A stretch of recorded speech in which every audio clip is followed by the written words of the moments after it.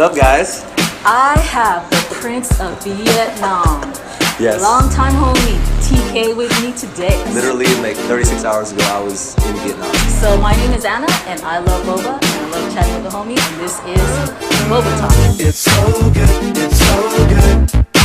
Feels so good to me. It's so good, it's so good. Let's go back to when you were dancing. How did you start? Dude, okay, so dancing started like back in high school. There was this thing called air bands in San Diego, and it was like a huge thing, right? Mm-hmm. And I mean, everybody looked forward to it every year. And I think my sophomore year, KJ Gonzalez, yes, one of my like BFFs, KJ? And then if you guys haven't seen his Boba Talk, make sure you guys check that out.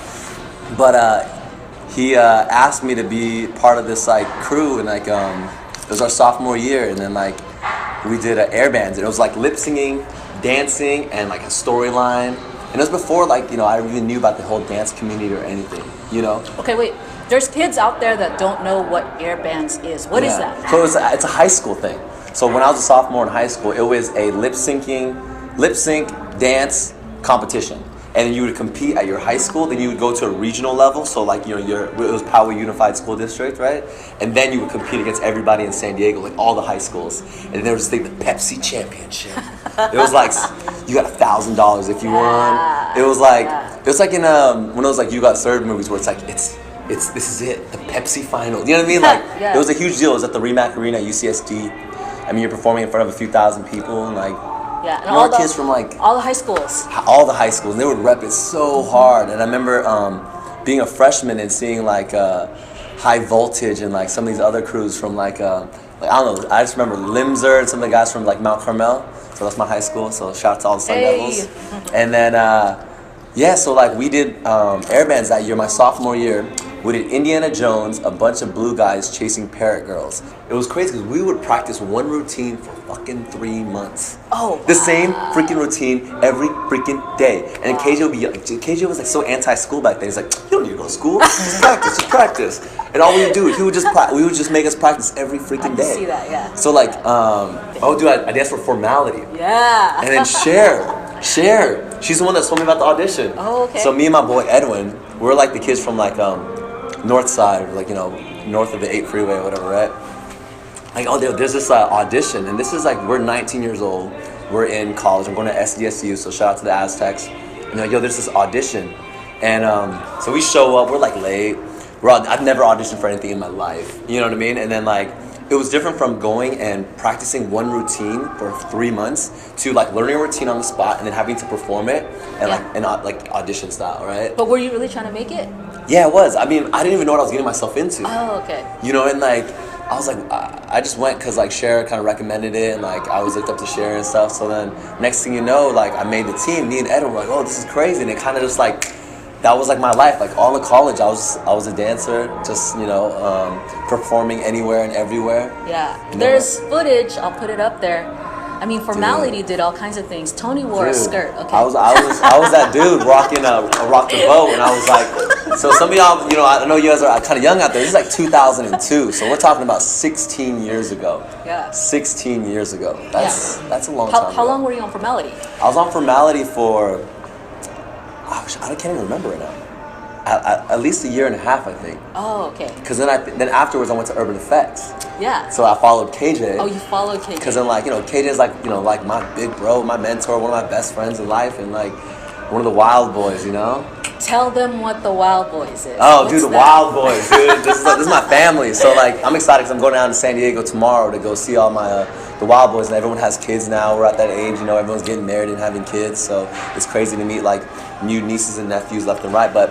It was just our crew from high school, you know, my best friends in life, and you know they've really been there for me ever since. Like, you know, we were dancing. They were the ones that come into the shows to support. They were coming to the clubs when like no one was at the clubs, and like coming to support me when I had nothing, you know. Yeah, they were working at Body Rock.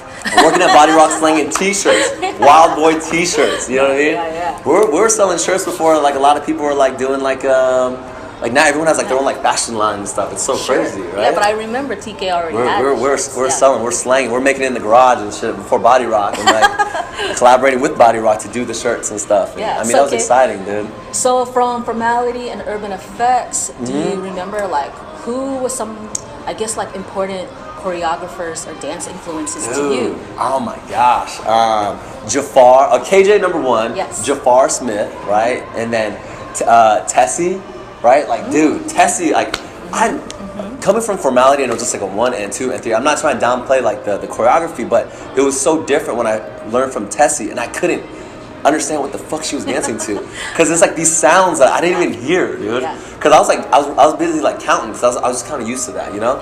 And with Tessie, like, you gotta like really like feel and hear the music, and I was like, I don't hear what the fuck she's dancing to. And I struggled for the longest time on Urban Effects, man. And I mean, people like Alfredo would always let me know, like, you need to step it up, and like, you know, what are you doing? You know what I mean? And like, I think I want to say that he meant it out of love because he cared and he wanted me to get better, but I'm not quite sure. So, but yeah, Sean Evaristo later. You know what I mean? Wow, like, dude, Sean was just like, it was just something so different for us, you know, at that time. And like, I mean, but KJ and Jafar were probably the two biggest like influences for me. And it was hard because like KJ is like, you know, I'm at least like a 1.5 feet taller than KJ. So I had to get low like all the time. You know, I'd be like down here all the time. Like, damn, dude. Yeah. It was tough, man. And but it was I miss it, man. I miss dancing, and we've been very fortunate to do like. What was your favorite part of all the years of dancing? Like, what's one thing that you love that you miss? Like, man, I wish I could still do that. I mean, I love performing, right? But I just loved like the times at rehearsal where we're just having fun. I miss that camaraderie, you know what I mean? And I miss like that family feel, you know, where you're connected to people, you're working hard together to achieve something. And then being able to like, you know, take an idea from here and then be able to put it on the stage and see it and seeing people react to it.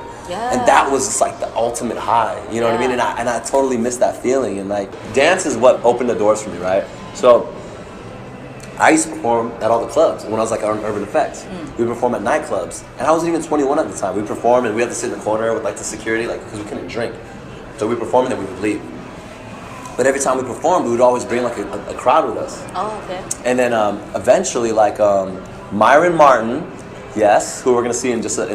Myron. So if you haven't done a Boba talk with him yet, we need to do one, happening. right? He needs to like join this one right here, and it could be like a reunion one, you know?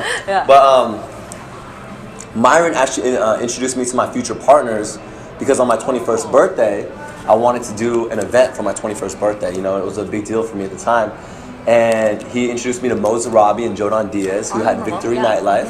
So we're doing clubs. I mean, this is back in the day, guys. I'm talking about like Cane's in Pacific Beach. You know what I mean? Like, this is crazy. Like, this is 2003 or something, 2004. I was just dancing, and every time I performed, a lot of people would come out and be like, yo, you always bring out a crowd. Like, why don't you like promote or like host a few parties? I was like, this sounds kind of cool. Like, why not? You know? And like, it was cool because they already had a set like base of like people coming out like party goers, but we would bring the dance element. So it was an awesome, like, energetic kind of like mix, because you have a combination of people coming to party, and then you have dancers who brought this amazing energy on the dance floor. And it was just something that like took the level to energy to another level. You know, only problem is dancers don't really drink too much at the time, but I think that's I think everyone. Oh, you fixed that. We fixed that with the Hennessy days and stuff. So we'll talk about that next.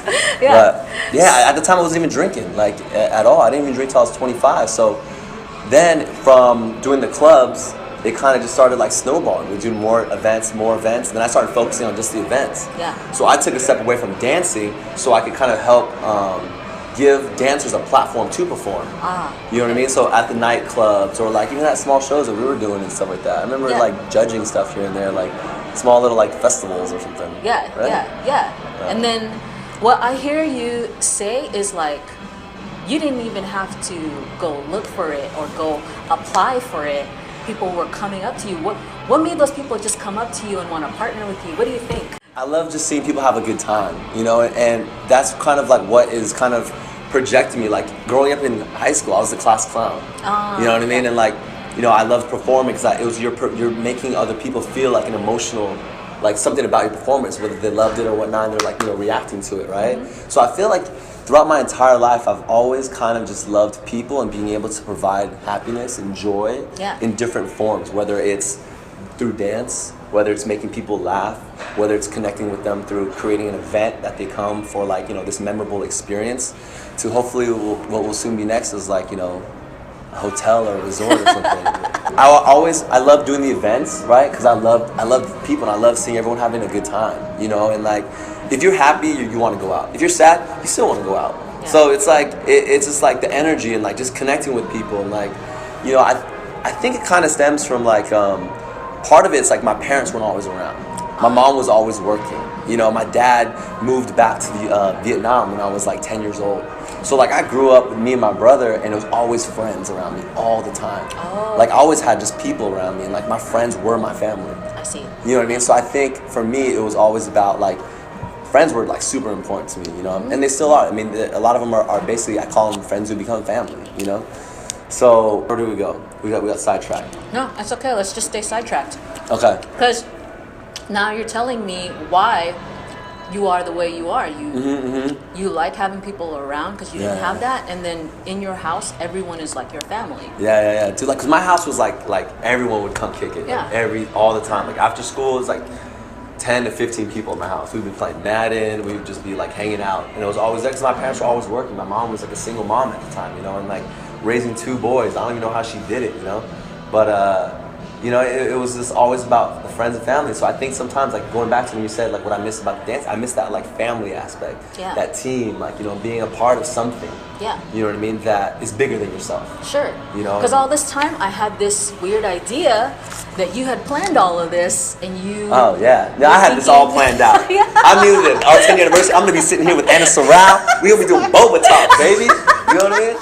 My biggest thing, like the thing that makes me happiest, is being able to share all this, you know, with my mom. Yeah. Like, I just landed, I flew my mom in from Vegas. She's hanging out, we're at the hotel. She doesn't get to do this stuff all the time, you know what I mean? She gets to go to World of Dance and just enjoy it and like, you know, be a part of like this whole thing, because like I wouldn't be here without her, you know what I mean? And like she's the real reason why, like, she's the one that really like taught me about work ethic and like just like busting your ass, because dude, she sacrificed everything just for me and my brother to like have a comfortable lifestyle. So San Diego was dope, and like we were throwing a bunch of parties like Fridays, Saturdays, and stuff, all in the gas lamp here and there, you know, and I've been really fortunate to partner up with a lot of like great people and work with great venues and stuff. But then I kind of had this thing like, man, like what's next? What's next? You know, I was like 20, at the time I was like 25 years old, trying to figure out what's next. I got out of like this really like long breakup, you know, this girl I was with for 8 years, you know, and then so I was like wanting some kind of change and stuff. So at that point, I started drinking, and then I started going to LA a lot.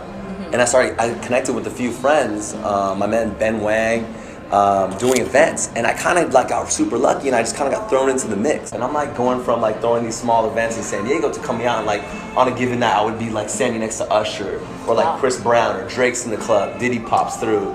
Like we did a Grammy party for Jay-Z and Beyonce. That's crazy. You know what I mean? And like I'm like standing there like trying to like, oh my god, this is Usher. Like, you know, growing up as a dancer, like you idolize Usher. And he's standing right next to me. Like I had the photo where I'm like sneaking a picture and stuff, you know what I mean? Like, but you gotta act like you've been to what's up, man? But I'm like, oh my god. You know, you're like, dude, it's Usher, you know what I mean? And like come from San Diego, you just don't see that kind of stuff. It felt like I was in a rap video like every single night. And in that lifestyle, I mean, that takes like, you have no things to tie you down, right? I was getting my master's. I finished college, San Diego State, doing international business. I was getting my master's on University of Phoenix online. So what was your master's in? MBA, so business administration or something like that, right? So the crazy thing is I met this guy Tristan, who was just with me. He's here right now. Oh yeah, I remember this. So he's the airline guy. Yeah, the airline guy. So everyone used to wonder, like, yo, how's this guy flying around everywhere all the time? And I'm flying like business class and all this stuff, right? Everyone just thought like, dude, what the fuck, you know? You got that money, like that's Prince of Vietnam. That's what we call him. Yeah, so people would call me the Prince of Vietnam because they saw all these things and they kind of like, but they didn't know the real backstory. The backstory is, when I went to New York, I met this guy Tristan at the airport, right? Him and his girl Joanne. So they worked for Virgin America, and at the time Virgin America was brand new. Like literally, like they were one of the first employees to work at Virgin America. So we're in New York, and at the time, I'm like drunk or whatever, right? Sorry, there's a lot of drunkenness in my 20s. It's a lot, you know. So I'm at the airport. I'm coming up, and then the girl checking me in. She's like, "How do you say your last name?" I was like, "Oh, it's Nguyen." She's like, "Oh, I love that guy on America's Best Dance Crew." I was like, "Oh, Feet." Like Jabberwockies, because this is when ABDC was a few weeks away from the finale of the first season. So it was huge, you know what I mean? And like, it was just so random for somebody to like, she's like, "Oh, I love Fee." And I was like, "Oh, look, dude, we're producing this show called World of Dance in 2 weeks. if you guys want to come out to LA, like, I'll give you guys tickets. I didn't think they were actually gonna come out. They thought I was probably bullshitting or whatever, right? So I'm sitting at the gate, like chilling, and all of a sudden on the intercom, TK, you have a call at gate 8. I was like, who the hell is calling me at the JFK airport? Like, and I was like kind of drunk this time, so I was like, okay, like we'll go over there. It's Tristan. He's like, hey, we're really gonna come. I'm like, for real? All right, listen, here, take my number, like, you know, come meet me in LA. And so they win ABDC, and they're like, yo, we're going to New York. And I was like, yo, word? I was just in New York. I was like, let me hit up this guy Tristan, see if he can like get, I don't know how the airline works. I can get a discount or whatever, right? So I hit him up, and he's like, yo, let me call you back. Calls me back, goes, dude, my sister was my flight companion. I'm gonna put you on for 3 months. You can fly for free. Wow. And I was like, I'd never heard of this hookup. Yeah. So I've had this thing for 8 years. I recently let it go. I just saw Tristan with him in the elevator. He's part of my family now. He's part of my family. So he's like the token black guy in my family. So I always say trust the journey, right? That's always been a phrase that I've been kind of using the last maybe 6 years. But like, you know, certain things that you want to work out in your life. Yeah. Like you're gonna look back later and be thankful that it didn't work out the way you planned, because it's gonna lead you, you know, to where you are now. You know what I mean? Like, if I didn't go through this breakup or whatever, and then like, you know, I think I became, it forced me to get out of my comfort zone and do different things, and then like it led me to like start traveling a lot, and like, you know, all those things happen for a reason. You know what I mean? And like all those things, all those failures, like, dude, you gotta step outside your comfort zone. You gotta push yourself to try different things, because even if you fail, you're gonna learn from it, and that's called experience. Now, if you keep fucking up and doing the same shit, then you're an idiot. But I'm saying is like, it's okay to fail, so don't be scared to step out your comfort zone and like try different things. At 20, almost 27, I started working for Hennessy, because one of my mentors, his name is Kenny Mack. He used to be the regional director for Belvedere, and I was a fresh face to LA. So like having different relationships, and I was super hungry. You know, these guys were like, yo, this guy is like, you know, kind of hungry, and he knows like, you know, a good amount of people, and he's like, you know, a part of these like, you know, big events and big parties and stuff, you know? So these guys were like, yo, there's an opening for a position for Hennessy ambassador. I was like, what does that mean? Like, our job was to go out and go to the best nightclubs in Hollywood, and like my best friend was my, she was kind of like my assistant or whatever, and Katrina. And now she still works with the brand like 7-8 years later. Oh, wow. And she's killing it, you know what I mean? So I'm like super hyped to see like all these people like continue, and like, you know, knowing that you had you helped people, and like kind of like open up doors for people here and there. Because so many people have opened up so many doors for me, you know? So the Hennessy thing was major for me, and like I was there for about 3 years. So yeah, the job was to go out 4 to 5 nights a week and go to the best nightclubs in Hollywood and basically just pop bottles. So people are like, this guy's flying around and he's popping bottles everywhere. What the fuck is going on? You know what I mean? And that's why these guys are always joking, like, oh, this guy must be the Prince of Vietnam or something, right? No. Not just that. We thought Tony's dad was a mobster, and that he was the son of a gangster, and that's why he lived this life. Yeah. Kind of makes sense, I guess. I mean, when I was growing up, I always thought it was weird when people were throwing rose petals on my feet. I was like, I don't get it, but true story. You know, and you know, oh man. Seriously. Okay, wait. So then Vietnam. Okay, so Vietnam.